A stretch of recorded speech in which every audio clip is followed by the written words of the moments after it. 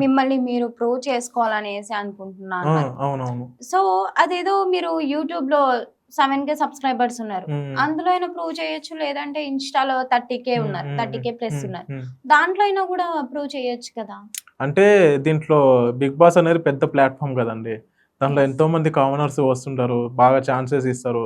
So, వాళ్ళని చూసి ఇంకా అంటే ఇప్పుడు లాస్ట్ టైమ్ వచ్చారు 'పల్లవి ప్రశాంత్' అని అవును. వచ్చారు. తను రైతు బిడ్డ అని చెప్పేసి వచ్చారు. హ్మ్. ఇంకా 'బిగ్ బాస్ 9లో' ఆర్మీ అని ఒక కామనర్‌గా తీసుకున్నారు. ఆ! కళ్యాణ్.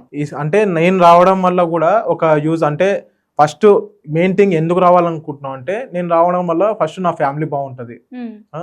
ఎన్నో కష్టాల నుంచి ఎదుర్కొని నేను ఈ స్టేజ్‌కి నేను తీసుకొచ్చాను. ఇంకా ఓకే. అదే స్టేజ్‌లోనే ఉన్నాను. హ్మ్. కాపోతే నేను నా ఫ్యామిలీ బావుంటది. నెక్స్ట్ నా సరౌండింగ్‌లో ఉన్న వాళ్ళు నాకు సపోర్ట్ చేసిన వాళ్ళందరూ నాతో పాటు పైకొస్తారు. ఓకే. ఆ తర్వాత అంటే ఒకవేళ వెళ్తే హ్మ్. అంతా బావుంటారు. నాకు ఇంకోటి నేను అనుకునేది నెరవేర్చుకోవడానికి ఒక ఛాన్స్ లాగా ఉంటదని అనుకుంటున్నాను. అంటే ఓకే. ఇన్‌స్టాలో ఎంత చేసినా సరే జూనియర్ రామ్ చరణ్ గానే గుర్తిస్తున్నారు కదా! సో, హ్మ్. నేను దీంట్లో ఏమనుకున్నాను ఒక రవిచరణ్ అనే పేరు నిలబడాలి. హ్మ్. ఎవరా రవిచరణ్ అనే అబ్బాయి హ్మ్. అని నేను తెలుపు నా గురించి తెలియజేయాలనుకుంటున్నాను. ఓకే. ఒక కొత్త గుర్తింపు. హ్మ్. ఇంతవరకు ఒక జూనియర్ రామ్ చరణ్‌కొచ్చిన అబ్బాయి ఇప్పుడు రవిచరణ్ అనే అబ్బాయి ఎవరు అని. ఇప్పుడు ఎవ్వరైనా సరే జూనియర్ రామ్ చరణ్ అంటే నన్ను గుర్తుపట్టేస్తారు. అవును. కానీ రవిచరణ్ అంటే ఎవరో తెలియదు. తెలీదు. సో, రవిచరణ్ అనే అబ్బాయి ఎవరు అని తెలియజేయాలనుకుంటున్నాను నేను. ఓకే. అట్లా. మిమ్మల్ని మీరు నన్ను మీ నేను పేరుతోటి నా ప్రూవ్ పేరుతోని ప్రూవ్ చేసుకునేదానికి. చేసుకోవాలనుకుంటున్నాను. ఓకే. అట్లా. తప్పకుండా. నా పేరుతోని అందరూ తెలియాలి. రవిచరణ్ అంటే నేను తెలియాలి అందరికి. యాహ్! అట్లా. అది అనుకుంటున్నాను నేను. ఓకే. ఓకే అండి. యాహ్! షూర్. మీ ఫ్యామిలీ డీటెయిల్స్‌కొస్తే ఆ! ఏం చేస్తుంటారు? మదర్, ఫాదరు, ఆహ్, సిస్టర్? ఫాదరు బిజినెస్ చేస్తాడు. ఓహ్! మా మదరు ఇంట్లోనే. మా సిస్టరు ఇంట్లోనే ప్రెజెంట్ అంటే షార్ట్ ఫిల్మ్స్ అవి చేస్తుంటది. హ్మ్. మన షార్ట్ ఫిల్మా? ఓకే. ఆ! ఫ్యామిలీ మీ ఇద్దరు కూడా యాక్టింగ్ సైడే ఆ! దిగిపోయారా? అవును. మా ఓకే. సిస్టరు రీసెంట్‌గా ఒకటి 'గరివి లక్ష్మి' అని హీరోయిన్ పైన కొన్ని క్యారెక్టర్స్ చేసింది చిన్నది. నెక్స్ట్ 2 అయినాయి షార్ట్ ఫిల్మ్స్ అయిపోయినాయి. హుహు. ఇంకోటి ఏదో వెబ్ సీరీస్ చూస్తుంది. ఓకే. అట్లా. హ్మ్. ఓకే. అది. ఇద్దరు గూడా అదే హ్మ్. ప్లాట్‌ఫార్మ్ మీద నడిచిపోతున్నారా? అట్లా. ఒకరికొకరు సపోర్ట్ ఆ! చేసుకుంటూ. సపోర్టింగ్. ఎందుకు మీ చెల్లెలు ఈ మధ్య షార్ట్ ఫిలిమ్స్, వెబ్ సీరీస్ తీస్తుందనేసి మీకు రీల్స్‌కి సపోర్ట్ చేయట్లేదా? వీడియోస్ తీసేదానికి అహా! అట్లా? అంటే నేను ఏంటంటే మా సిస్టర్ తీసేంత వరకు నేను ఒకటే లొకేషన్‌లో దూరం ఎళ్ళలేకపోయేవాడిని. ఓకే. అంటే ఒక ఆడపిల్లని పెట్టుకొని దూరం ఎళ్లి తీస్తే బాగోదు గదా! అవునవును. తీయలేము గూడా. యెస్. సో, అదే లొకేషన్‌లోనే నేను ఎక్కువ వీడియోస్ చేసేవాడిని. హ్మ్. సో, నాకొక టీమొచ్చిన తర్వాత వాళ్ళంతా నాకు చాలా సపోర్ట్ చేస్తున్నారు. నిజంగా వాళ్ళు సపోర్ట్ చేయకుంటే అంత లాంగ్ ఎళ్ళేవాడిని కాదేమో. హ్మ్. ఇప్పుడు వాళ్ళొచ్చిన తర్వాత నేను అంతే ఇంగ ఎక్కడికన్నా పోవాలనుకుంటే ఏ లొకేషన్ ఎంత దూరమైనా సరే 100 కిలోమీటర్లైనా సరే, హ్మ్. ఆ లొకేషన్‌లో పడాలనుకుంటే అంతే ఇంగ ప్లానింగ్స్ అంతా సెట్ చేసుకోవడం, ఎళ్ళిపోవడం ఆ లొకేషన్‌కి. హ్మ్. అంత ఇప్పుడు బాయ్స్ కాబట్టి ఎక్కడికైనా మేము పోయి తీసుకునే అవకాశం ఉంటది. హ్మ్. అవును. లేడీస్‌ని తీసుకొని పోలేం గదా! అంత లేదు. దూరం. లేదు. అందుకే ఒకటే దగ్గర తీసేవాడిని. ఇప్పుడైతే మంచిగా ఎక్కడ తీయాలనుకుంటున్నానో ఆ లొకేషన్‌కెళ్ళిపోయే స్టామినా ఉంది. ఇప్పుడు టీమ్ ఉన్నందుకు మంచిగా. ఓహో! వాళ్ళంతా బాగా సపోర్ట్ జేస్తారు.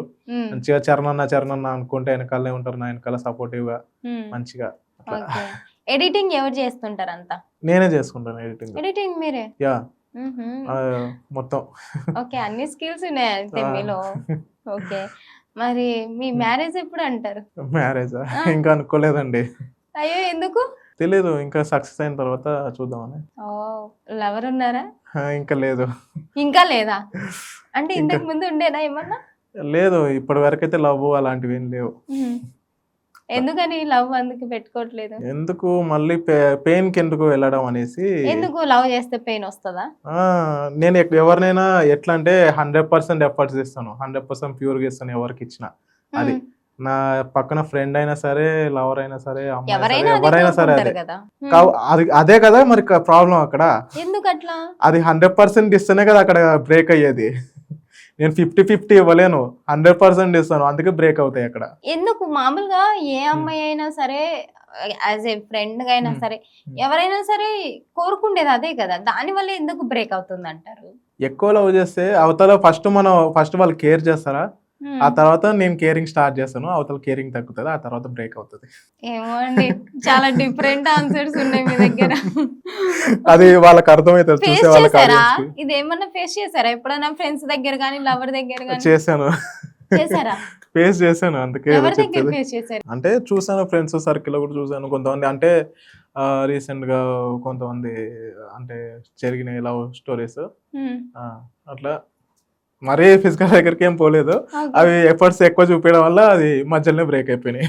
Okay okay. అట్లా. సాడ్ అనిపించట్లేదు మీరు నవ్వుతూ చెప్తున్నారు ఏంటి అయ్యో. బ్రేక్ అయిపోయినా కూడా?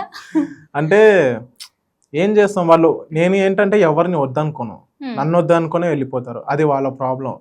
నేనేంటో వాళ్ళు తెలుసుకోవాలి. కొంతమంది తెలుసుకోలేరు. ఎక్కువ లవ్, నేను ఎవరిని ఎట్లా అంటే లవ్ చేస్తే ఎక్కువ లవ్ చేసేస్తాను నేను. అంటే మ్యారేజ్ వరకు తీసుకెళ్తాను. అది సగం సగం బయట బయట అయిపోవాలా అంటే అది నాకు కాదు, ఇంకా అక్కడ బ్రేక్ అయిపోతుంది అట్లా. ఓకే.